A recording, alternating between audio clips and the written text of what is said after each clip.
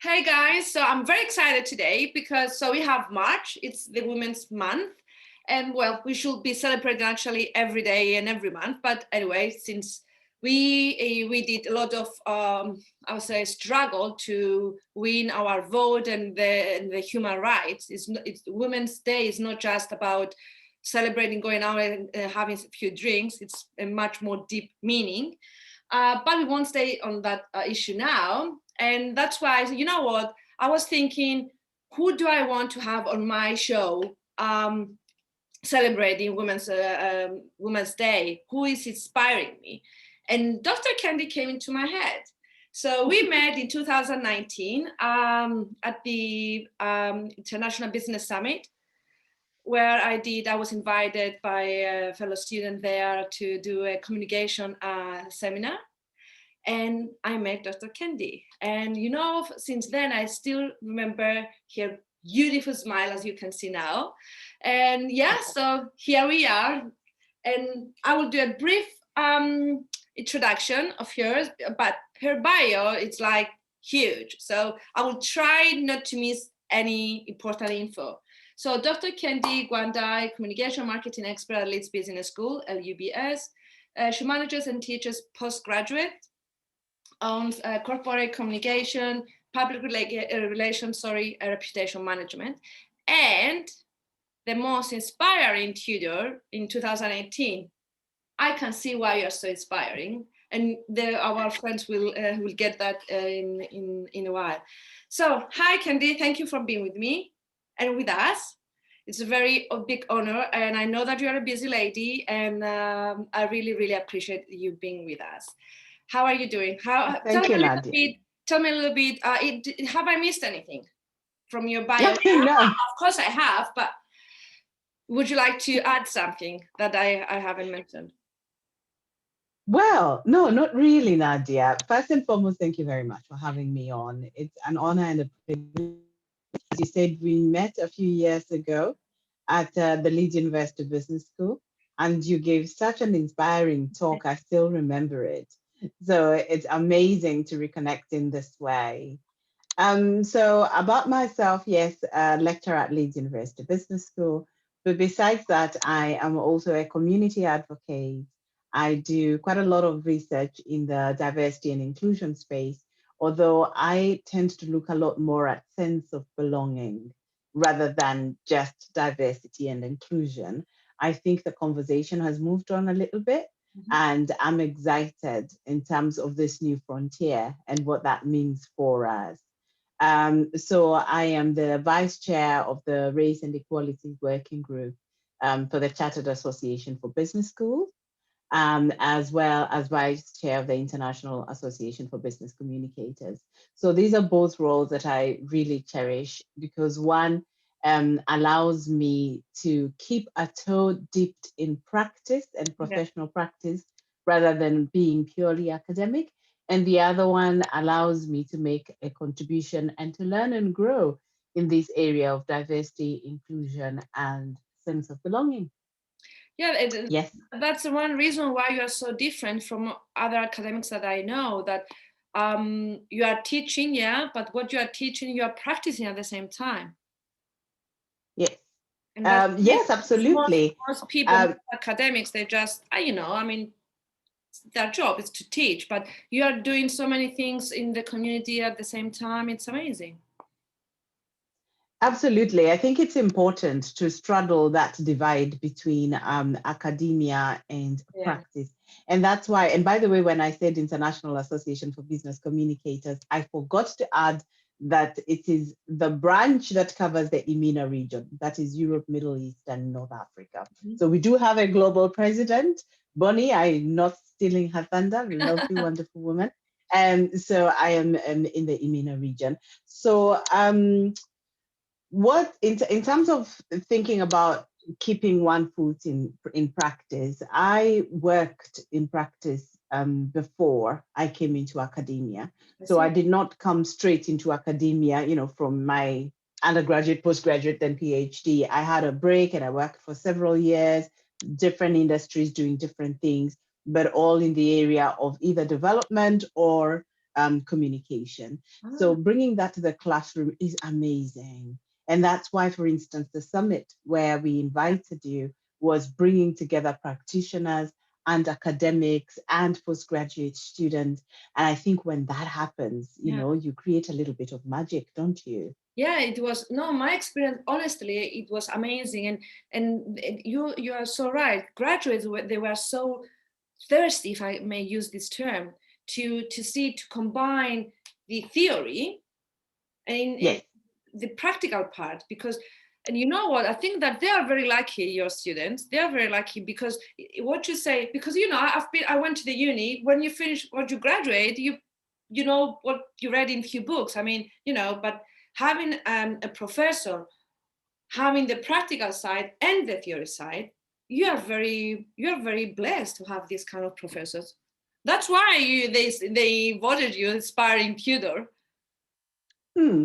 Well, maybe. Thank you. I Well, think the other thing is that I also take a holistic approach when it comes to my teaching. I am a mother. I've got 3 children.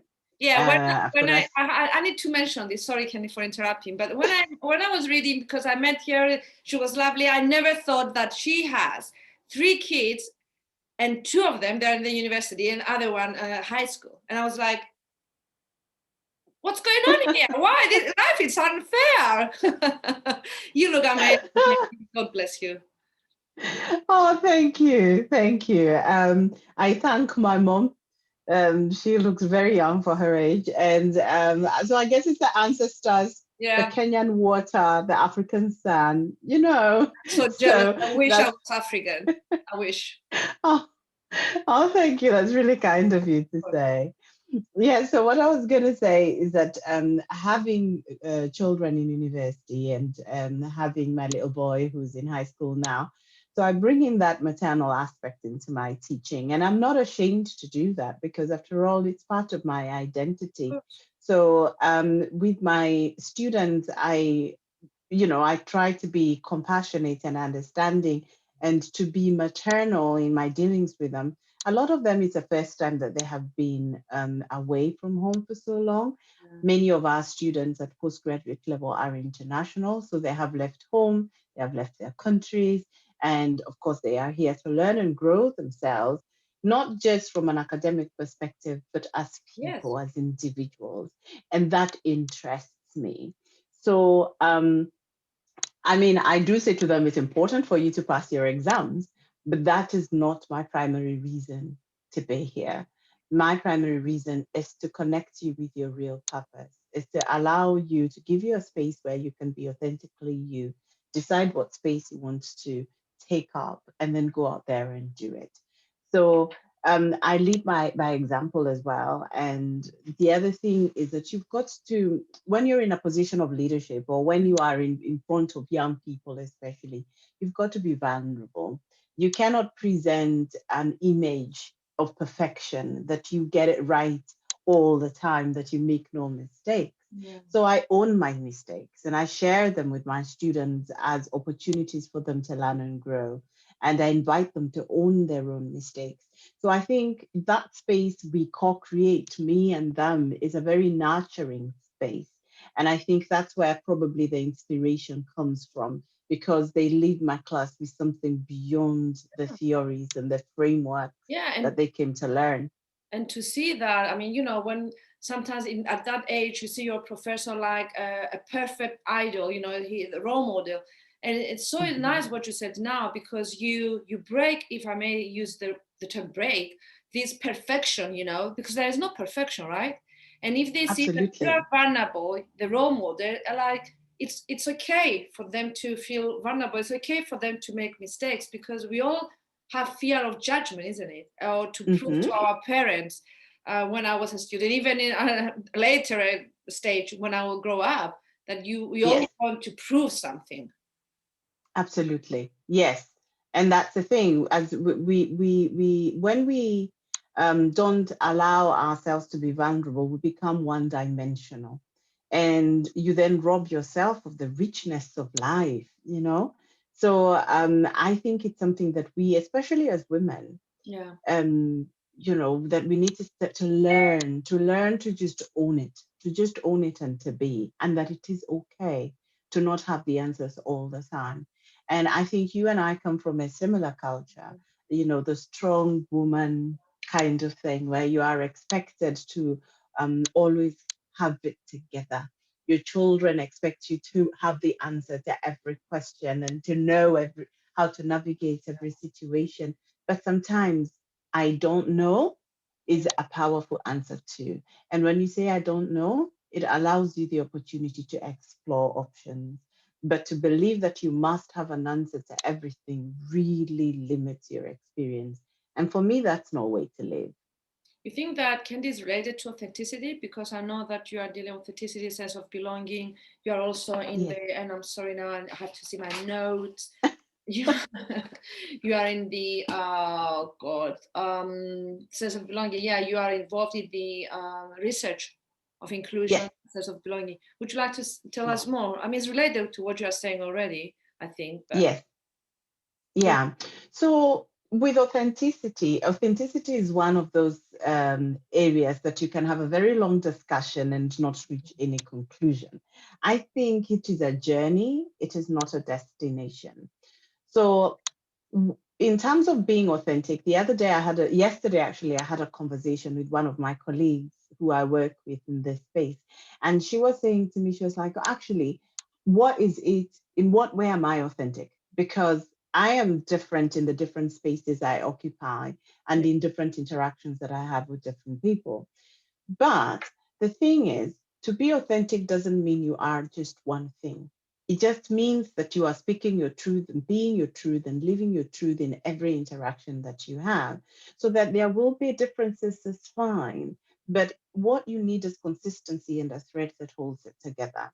And it is to feel that you don't have to step into a space as anything other than who you are and who you want to be in that space. yeah. There are spaces, maybe even places of work, where we go to that say to us, for you to find acceptance here, for you to belong here, you must look a certain way, you must speak a certain way, you must Exactly. dress a certain way, Yeah. isn't it?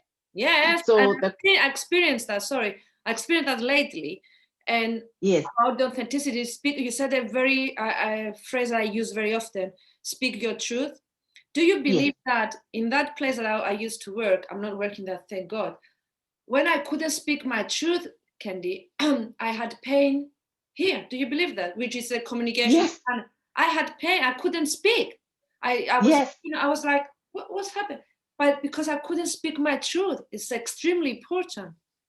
absolutely, absolutely. And you get a lot of throat issues. Yes. And when you bring your awareness to that part of your body, you bring your awareness there, and then you lift that awareness from the physical, you understand it is that block of something that needs to come out that is not expressed. That leads to all sorts of mental health issues and physical illness too. Yeah. It manifests as physical illness. So I became aware of my own voice, and I have found my voice now, but I cannot say that I exercise my voice in every situation where I should. There are times when I walk away and I say, I could have said something there, I could have spoken, I could have made a greater contribution. And that's why I said it's a journey, it is not a destination, right? Yeah. And the question that we ask people is, who do you need to become in order to be successful in this space? Who do you need to become? And if the answer to that question is anything other than who you are, then you are being forced to be inauthentic. When you are inauthentic, it's difficult for you to develop a sense of belonging. So, part of what we are playing with is how do we invite people to take up space in structures that were not created for them? Because the problem I have with inclusion Mm-hmm. is that in inclusion, I am asking you to do me a favor. In inclusion, I am asking you to include me, to become part of, for me to allow me to become part of something else, part Yeah. of a narrative that is your narrative. It is not my narrative. Yeah. Do you get me? Yeah. Yeah. Yeah. But then with sense of belonging, I am not asking you to do me no favors. I am just showing up as who I am. And if the space hasn't been created for me, I learn to take up that space, which might mean that I make a few people uncomfortable. It Yeah. might mean some level of disruption, right? Mhm. But eventually everything settles down.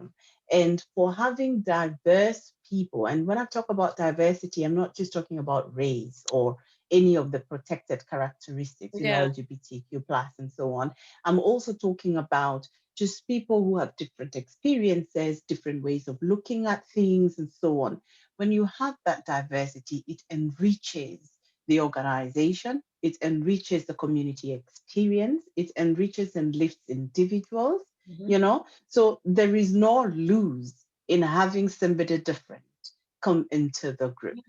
But for you coming in, you must be ready to cause some disruption and some discomfort. How often? I mean, when I used to live in New York and work in New York, I mean, I never felt. I don't feel that here in the UK though, but in New York, it was. I never felt foreigner. It was like because there Yeah, were so many. It was so much diversity there. So yes, I mean, in the company there were Spanish, Italians, New Yorkers, from all around the world. yes, And that was amazing because you felt that you could be yourself more, and you are more yes, acceptable in a way. yeah. How easy can you think today, based on your experience, to apply this sense of belonging when a graduate or when a person in our age wants to Yeah. work in an environment where they might not be accepted or his truth, Yeah. their authenticity, how we can manage that? Well, it is difficult, it's challenging, and Yeah. there are no simple answers. But one of the things I said, I used that phrase to take up space.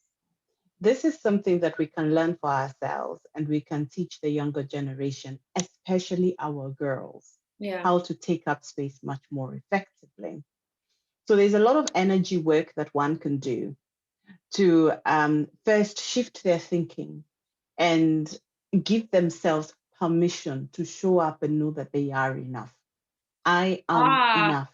I like that word permission.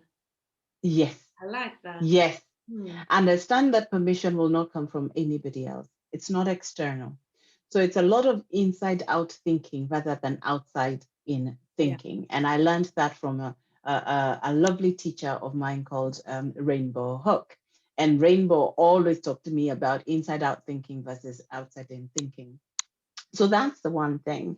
The other thing, we talk about allyship, and I know it is a statement that has been criticized, and it's not perfect. But what I would say, so I went for a meeting the other day, and we were talking about mentors, and someone said to me, "Oh, Candy, I'm struggling to find a mentor," and I said, "Why?" And she said, "Well, because there aren't many people who look like me, i.e." people of African descent, female people of African descent in positions of leadership.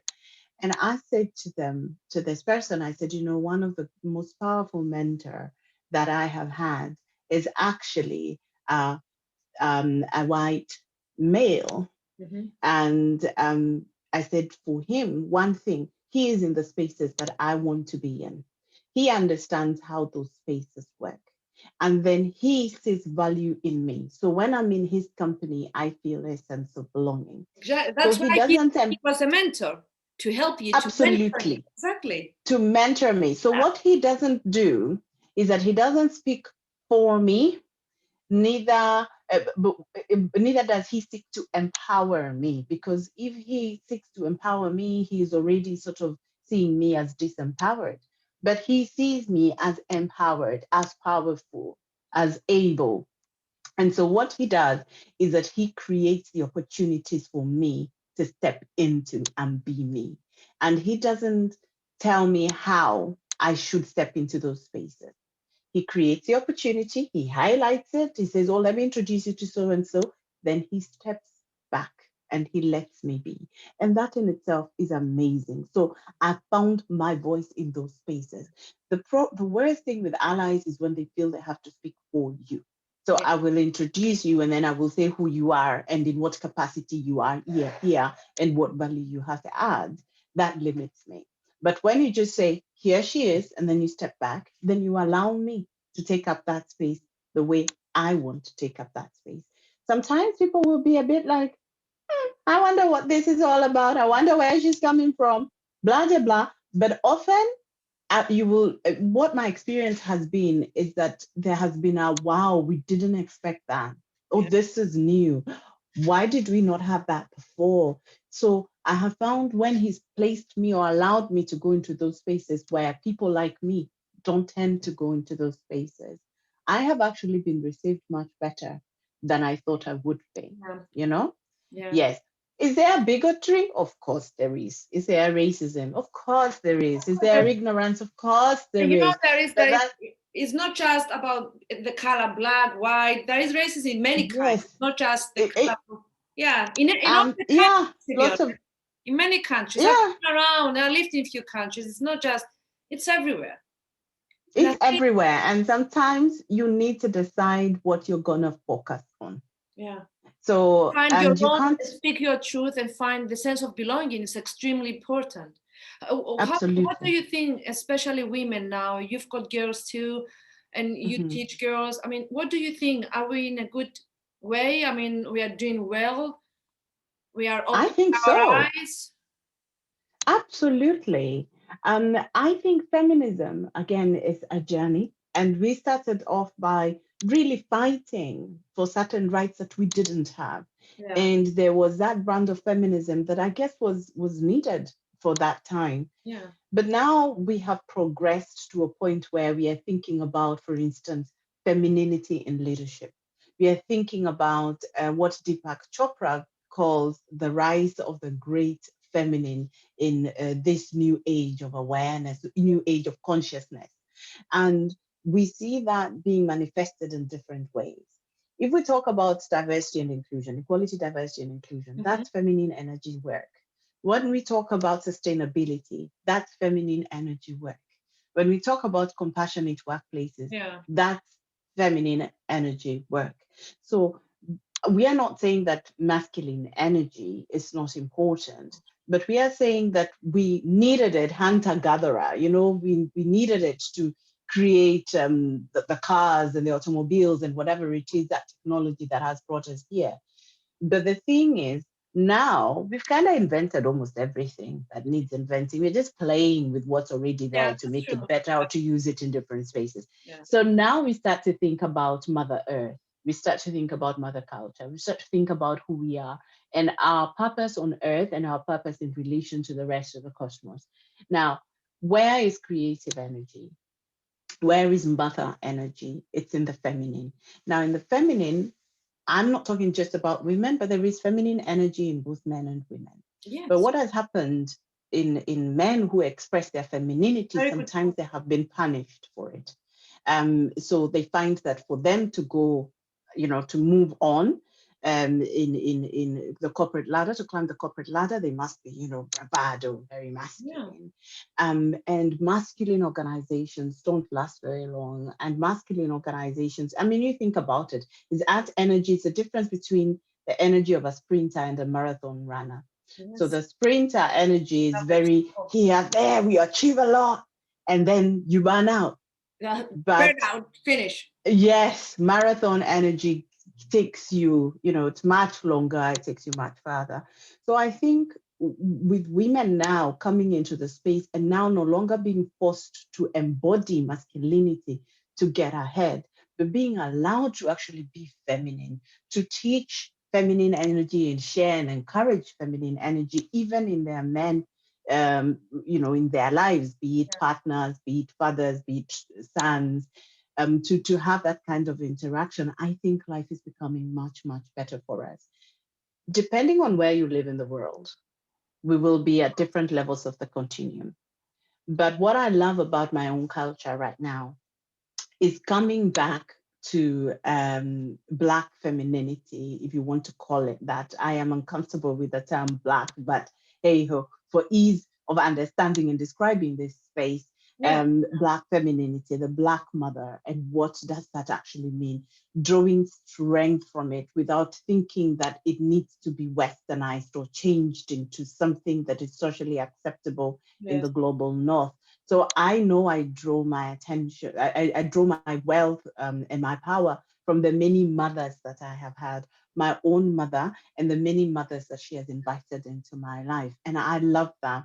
I love the sisterhood.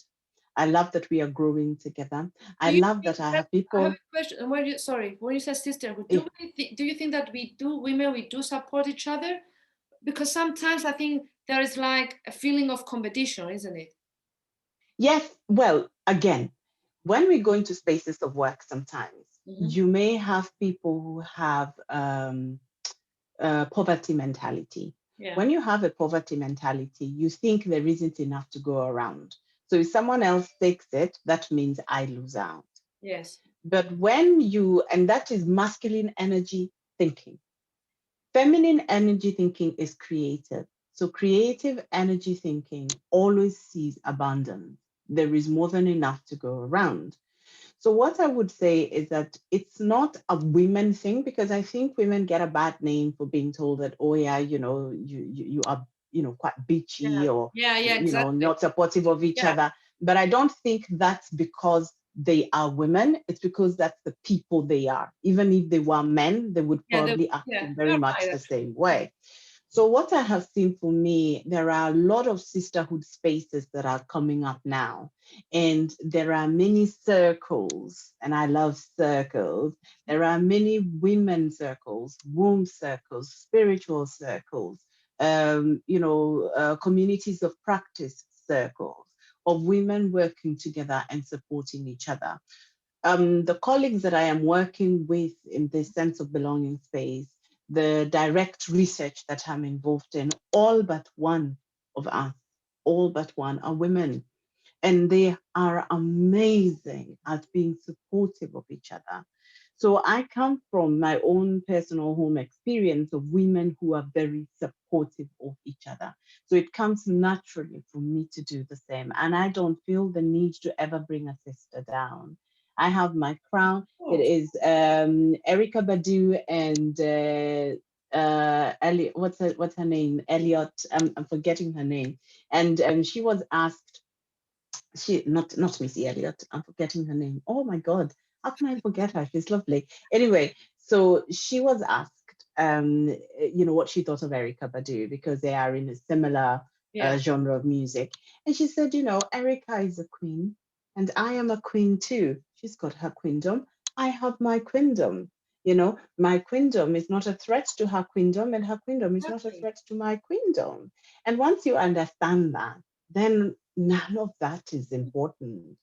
But the other thing I was going to say as well is Mhm. that over and above the sisterhood, we have embraced and opened up spaces for men to come in, not only as allies, but as feminists too. Of course. So I I was saying like to that. you earlier, Yeah. yeah, Because that my father is a feminist. yeah, I mean, many people, they think that when you say feminist, that you hate men. Of course we don't. We love men. It Yeah, has nothing to yes, do with hate or women that they are, a friend that they said to me, oh, you don't shave, I was like, you don't take care of yourself because you're a feminist. I was like, where did you come from? I mean, yeah. there's so stupid stereotypes about feminists. Absolutely. And actually the conversation I was talking about, the Queendom one, I've just remembered, it is Missy Elliott. I mean, sorry, it is Jill Scott. It's Jill Scott. Mhm. So it is Jill Scott who was saying this about Erica Badu. So it's on YouTube somewhere, so feel free to have a look at it. Yeah, I will. So you Yeah. do welcome men too. Of course. I mean, I've been brought up by a man who is feminist himself. So my father never looked at me as Well, female. you did The, say I am yes, because he is. So I guess he is absolutely. a feminist. Mr. Exactly. So what he did, he allowed me to blossom as a human rather than as a woman. So he Exactly. didn't, yeah. Yes. So Amen. he was, you're human, do you, whatever. It doesn't matter if you're a The, man or a girl. yes, absolutely. So it was really amazing having someone like him in my life. And I heard him speak very positively of women and the contributions of women. He sometimes worked under senior leaders who were female, and he worked very well with them. So I don't remember him coming home saying, oh my God, rolling his eyes and saying how incompetent this woman was. He lent his support and his voice where he needed to, because sometimes, you do need to do that. But he was never really critical. And he encouraged me to be. He said, why not? Why not? Yeah. So, and I think that's absolutely amazing to be able. I feel very blessed, actually. No, yeah, and then I will close our discussion. We can talk for hours. You know that. I know. We will be again on air. Yeah. But I would like to, and before you giving your message to people, is like, so let's make the change starting from our own home. Absolutely. I mean, I have a son and a daughter, so I'm teaching them to be feminist and speak their truth. Mm-hmm. So let's start this from home, each one of us. If that's everyone, if it's doing this from their own home, I think we will change the world in the end. Yes, absolutely. I think I also, in the profession that I work in, i.e. communication, think about the pandemic and the value of communication in helping us to get through the pandemic. And what is the communication field? It's a very feminine energy field. Yeah. So what maybe I would say for this International Women's Day, we are daring to challenge, but challenge doesn't always mean fighting. Sometimes we think about challenging in a very masculine way. But my invitation is for us to think about how we can rise in our power as female, as women, and embody that female energy, feminine energy, but encourage others to, regardless of their sexual orientation, to see the strength of the feminine, because the feminine has been presented hitherto as weak. So anything that is feminine is equivalent to weakness.